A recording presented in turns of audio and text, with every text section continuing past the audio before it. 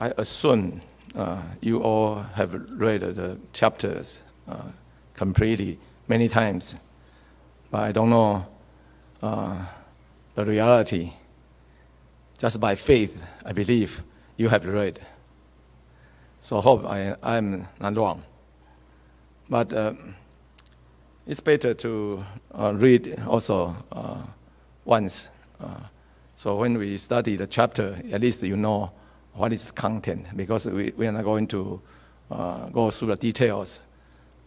We will take some important point, so you can learn at least something out of this NYTS. Okay, let's turn to chapter 21. Okay, from verse 1 to verse 7. Lina, please read.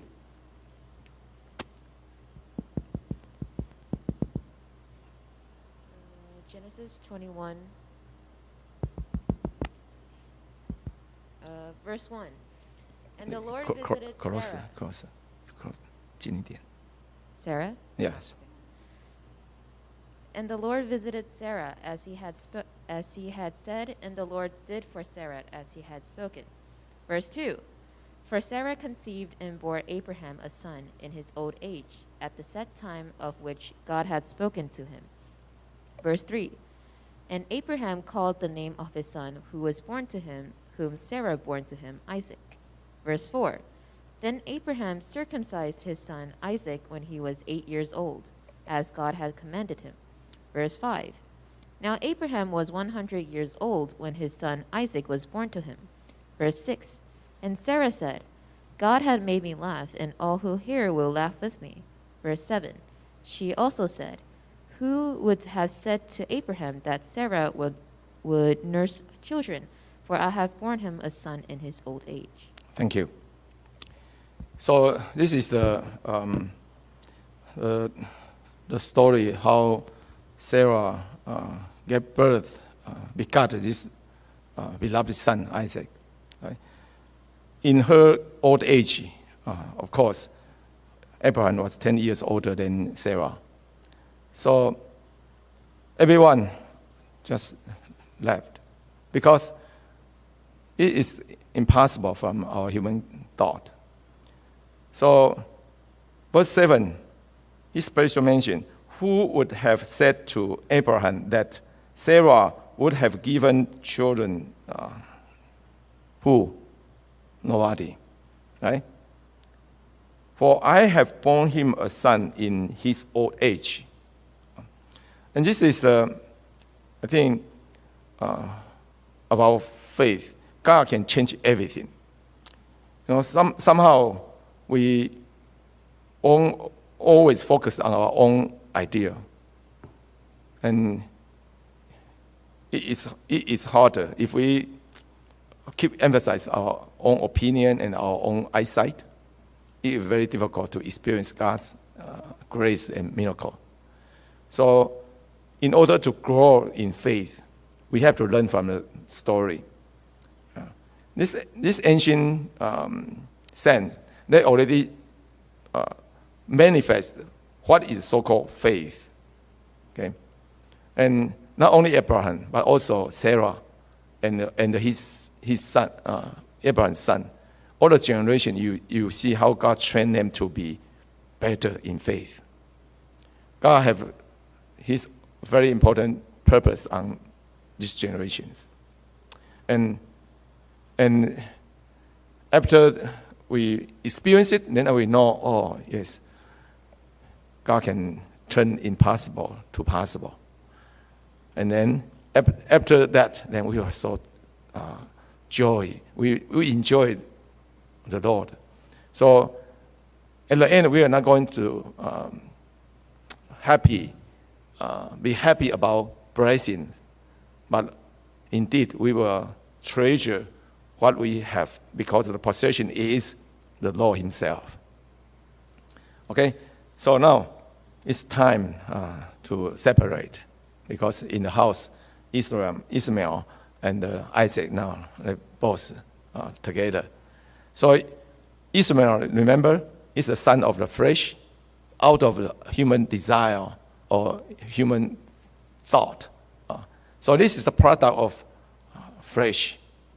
But Isaac is the son of promise, according to God's will, right? And God's plan.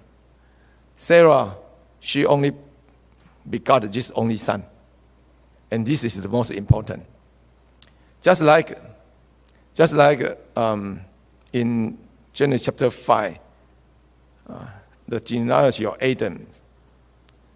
Adam begot a son, Seth, at the age of 130, remember? And then he multiplied, have more children, and then for 800 years later, he died. So each generation just mentioned about the most important seed there. After this generation begot this son, and then they also have other children for how many years, and then they die. Right? So it seems the entire life of that person, the most important thing in God's eye is to begot a next generation to continue the faith. So this is the meaning of genealogy. So about your achievement or what you have learned, what you have earned on the earth is not important. In God's eye, the most important thing is we can pass on the faith to next generation.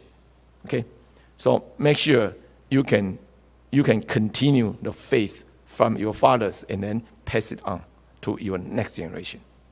Okay, all right. So let's continue. Verse 8. Verse 8 to verse 13. Next, please.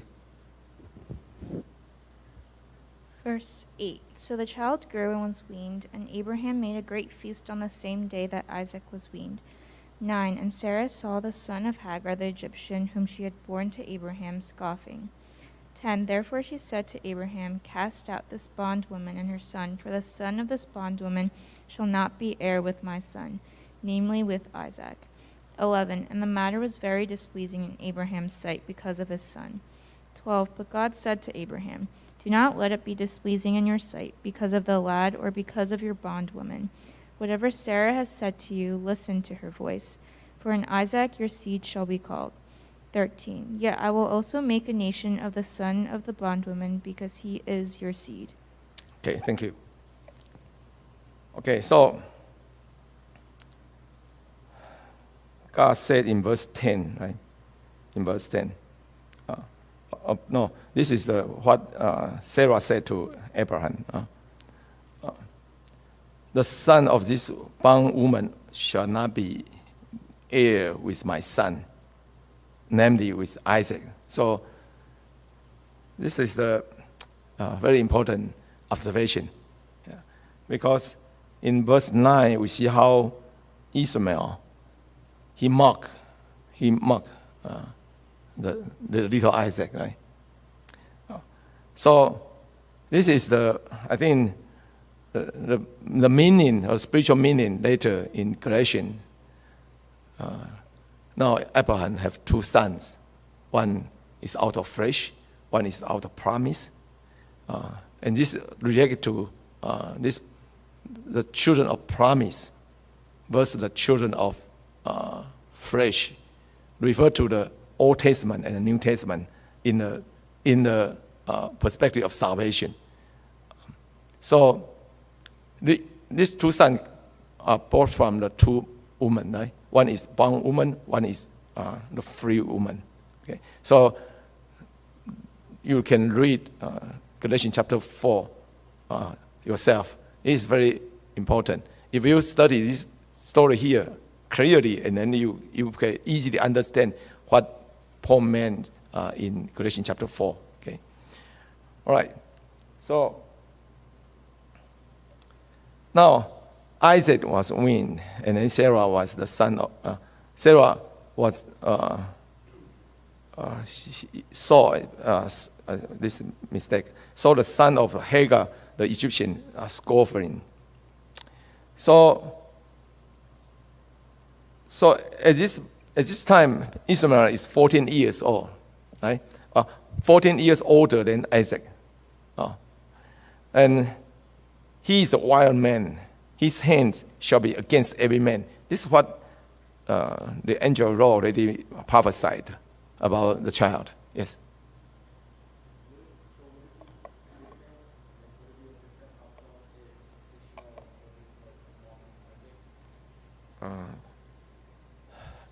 Can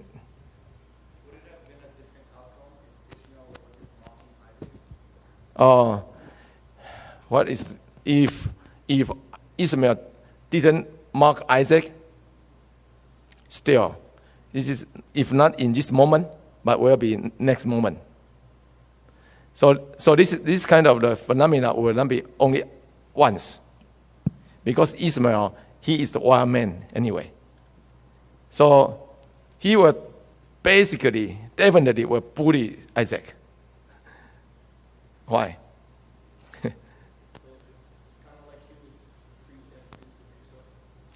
Well, because his life is out of flesh, and his personality has been known by God, and this is also the way how the mother raised him up. So if you read carefully later, you find out the mother usually just let the child to grow as he want to be. So that's why he later become like a donkey. And then he is very skillful in the wilderness. And later the mother also let him marry an Egyptian woman.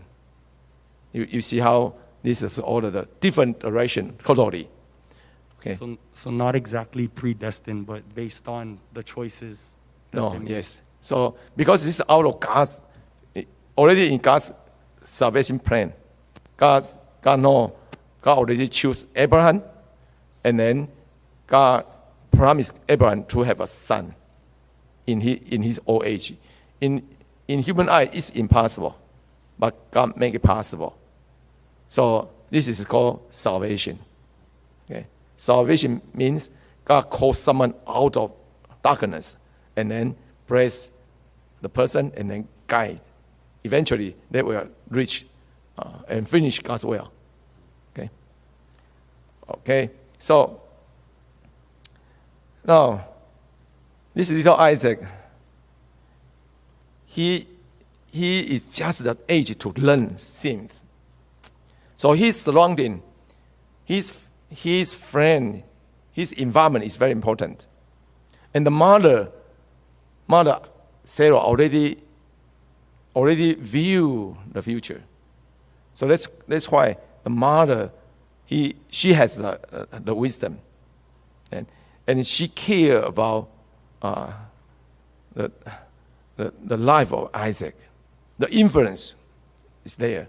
If every day Ishmael just show Isaac the way he lived, 14 years apart, older, it could be a big influence. You know, some of you, actually, your bigger sibling could be much older than you, right? And it could be just like a lot of maybe not only big sister, big brother. You know, sometimes behave just like a mother, and just try to educate the younger one. Okay? So this is how the mother really care about her child well-being, especially about education. Okay? And of course, to Abraham, it is very difficult. So Sarah said to Abraham to cast out the bondwoman and her son. So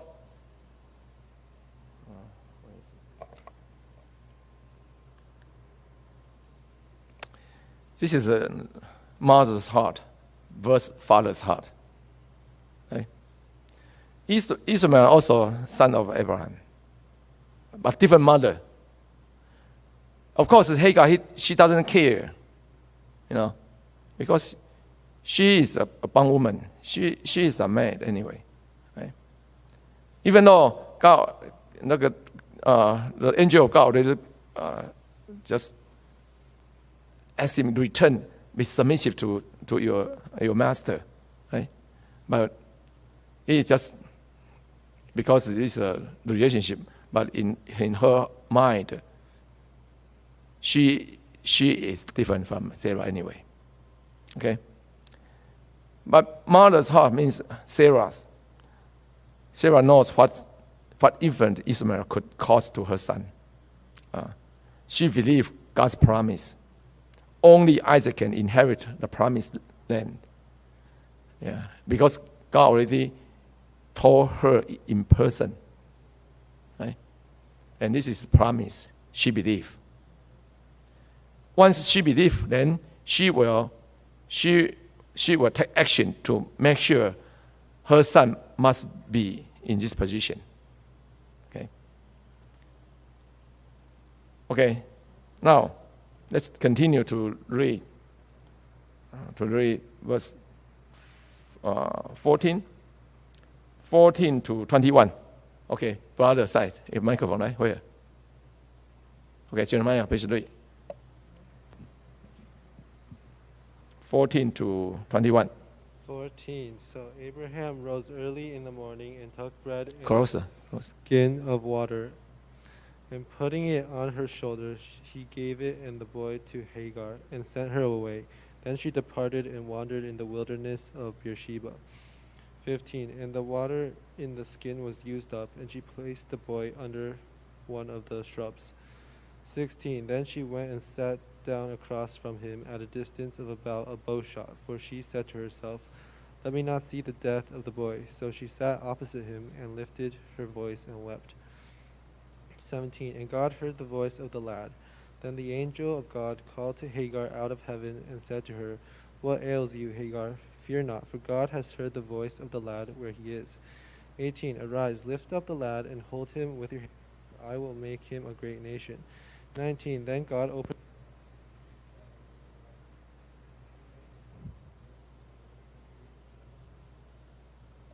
近一点。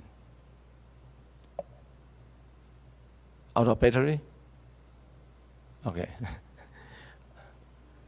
Continue.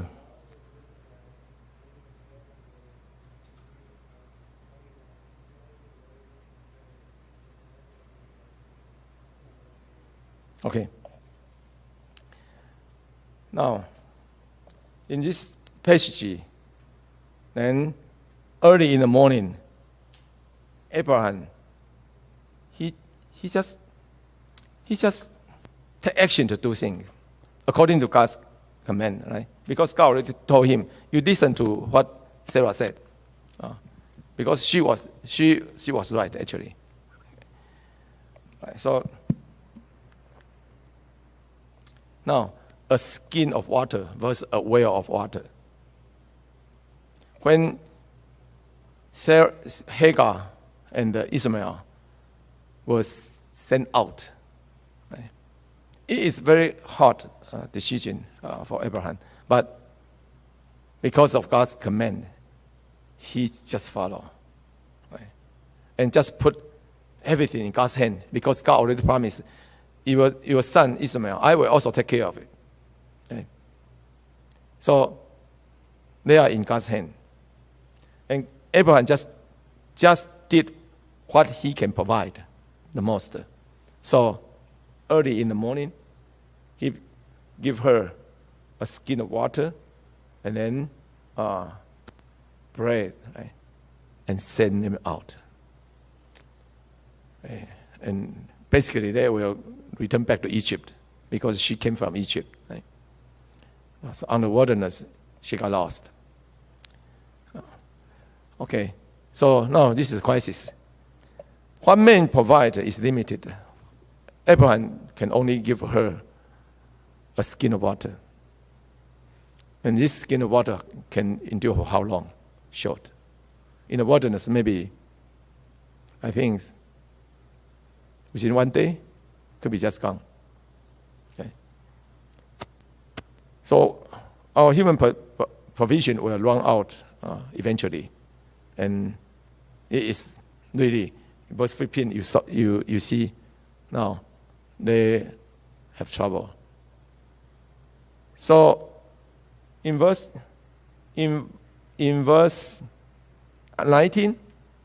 when God opened her eyes, and then she saw a well of water just right there. But before, she didn't realize there's a well there.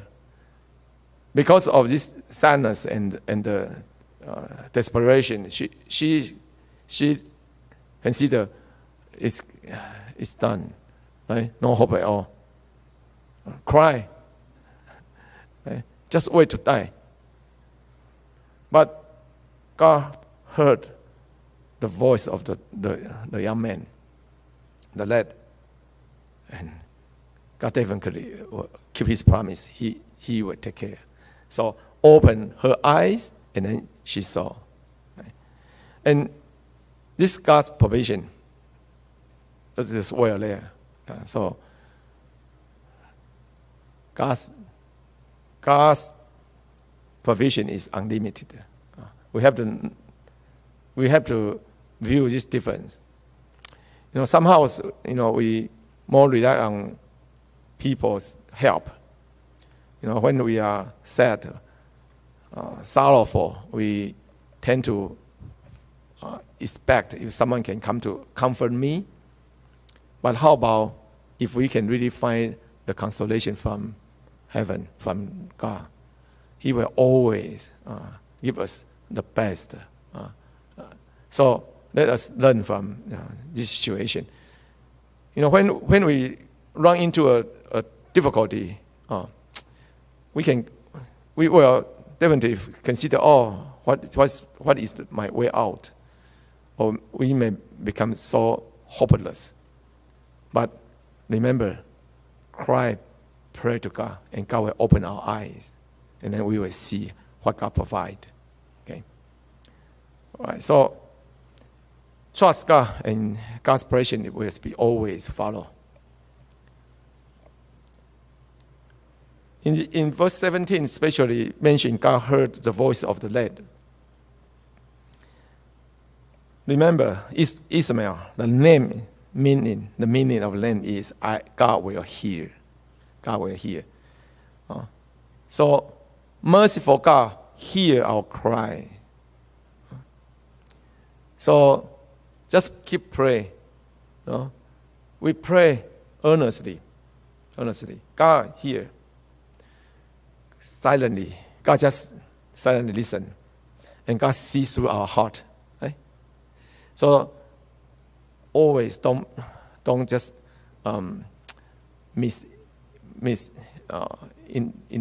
don't interpret God's action wrongly.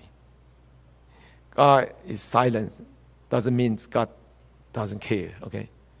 God is listening. God is testing. God wants us to grow. And now, the Lord talked to Hagar, right? Fear not, for God has heard the voice of the lad where he is. Fear not.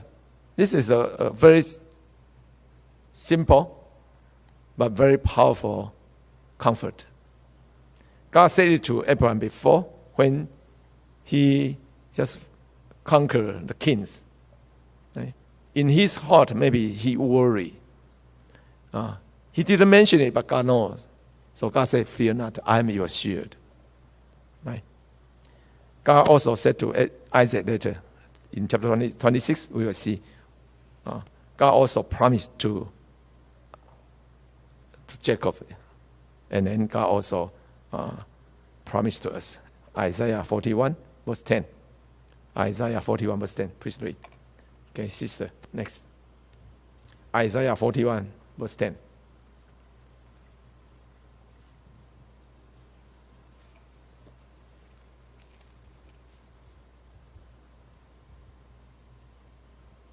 Isaiah 41, verse 10. Fear not, for I am with you. Be not dismayed, for I am your God. I will strengthen you. Yes, I will help you. I will uphold you with my righteous right hand. Okay. Fear not, for I am with you. Be not dismayed, for I am your God. I will strengthen you. Yes, I will help you. Yes, I will uphold you with the right hand of my righteousness. What a powerful promise. Okay. try to remember. This is very important. God said, I will be with you. I will use my hand to uphold you up. Okay? All right, so let's continue. Continue. Now back to verse 22. 22 to 27. 22 to 27. Brother, who is next? Okay, Kyle, please read.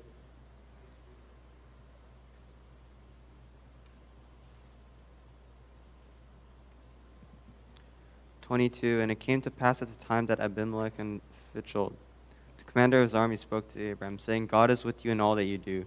23, now therefore swear to me by God that you will not deal falsely with me, with my offspring, or with my posterity, but that according to the kindness that I have done to you, you will do to me and to the land in which you have dwelt.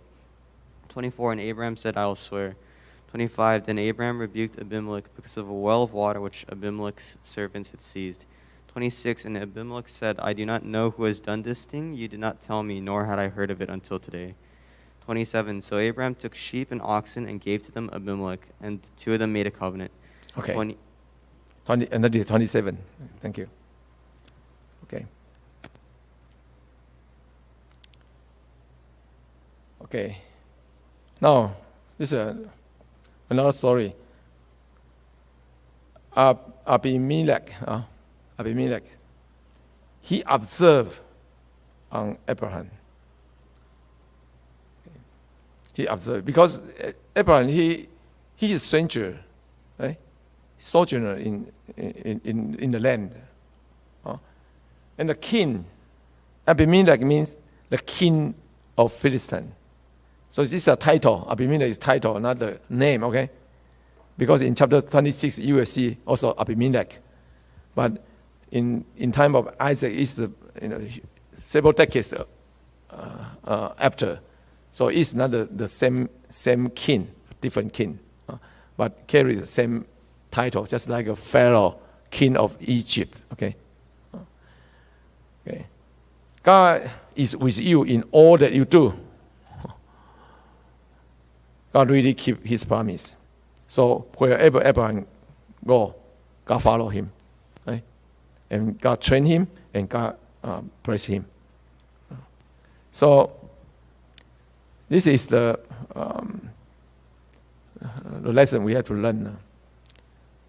No matter where we go, different location, you go to different place for study, for work, for any purpose, for your visit too, right? Make sure wherever we go, God be with us. So no matter where, what situation, we always can meet a good person. Some good things happen, and then we get the good result. So our faith can be edified. And in every place, every step, we believe in God. So no matter which day, even on a day you are just go for vacation, do you also spend time in the morning, pray first before you go out to have visit fun day? Or just because you're on vacation, so you skipped the prayer and don't care about Bible, right? Let us establish a life of prayer and really cultivate ourselves every day, daily, day by day. Okay. So keep the words of this covenant and do them, that you may prosper in all that you do. In Deuteronomy chapter 29, verse 9. Fear God, walk in His ways, you shall be happy, and it shall be well with you. Psalm 128, verse 1 and 2. Okay, this is all the promise. And Abraham can be so blessed because he really keep what God said. Let us learn from him. Okay.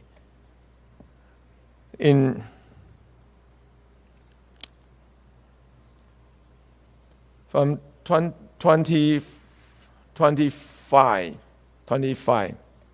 Now this is a history before.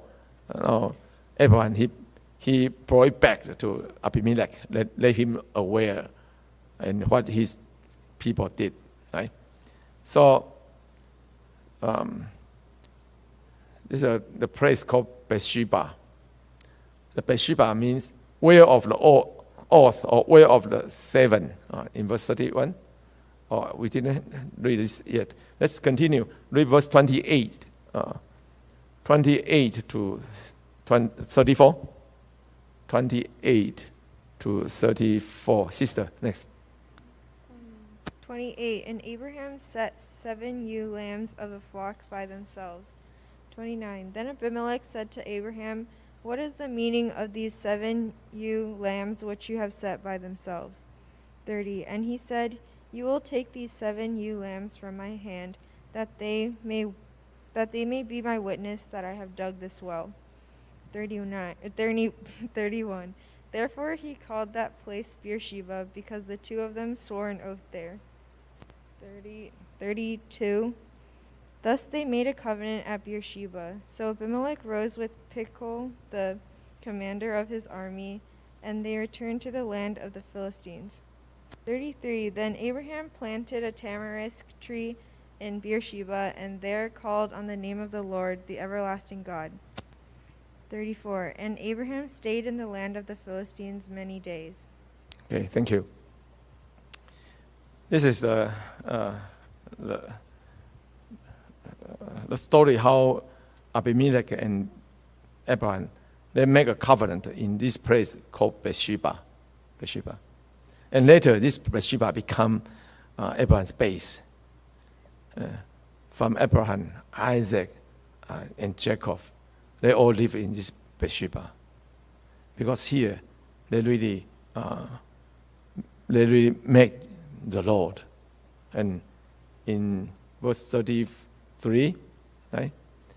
Abraham planted a tamarisk tree in Bathsheba. There, he built an altar, actually, and then he called the name of the Lord.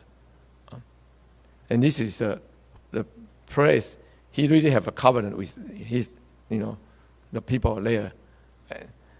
And this is called the well of oath. So by the well, there's a tree. Okay. So Bathsheba is a special place for the generation to go. So they experience God's provision about peace and also comfort, God's provision. Because their family got prosperous there. So this is just a summary, and just to let you understand this special place called Bathsheba. In chapter 26, in Isaac's time, and he also called on the name of the Lord after God had to appear to him and comfort him. In this place, Bathsheba.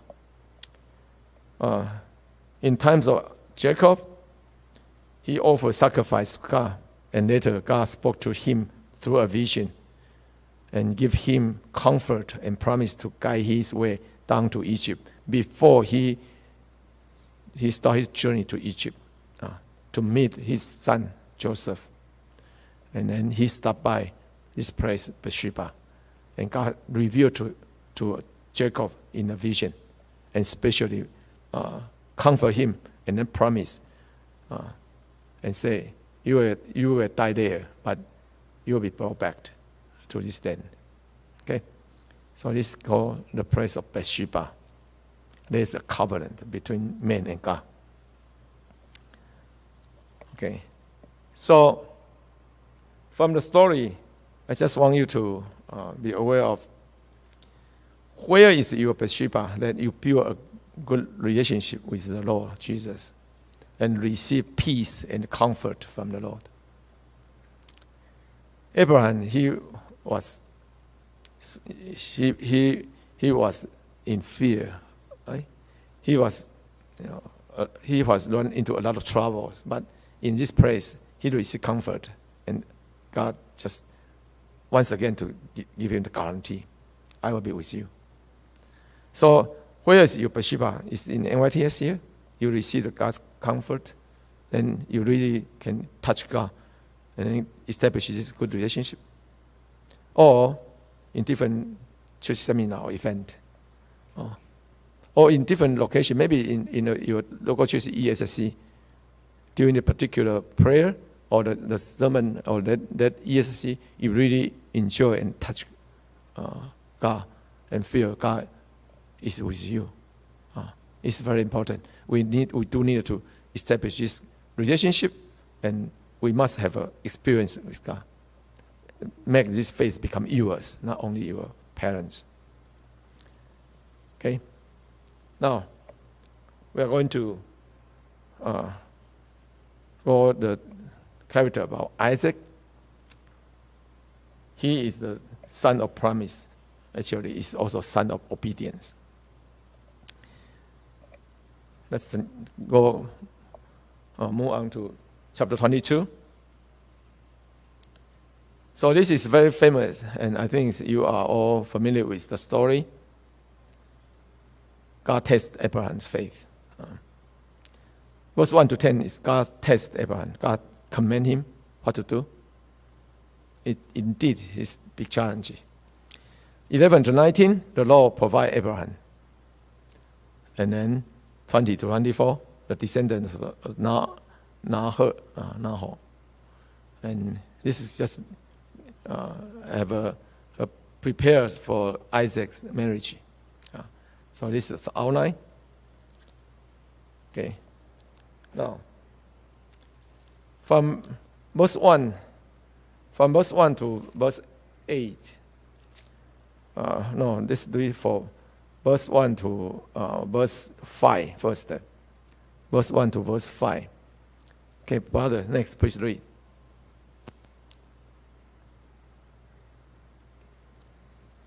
22, verse 1 to verse 5. Now it came to pass after these things that God tested Abraham and said to him, Abraham, and he said, Here I am.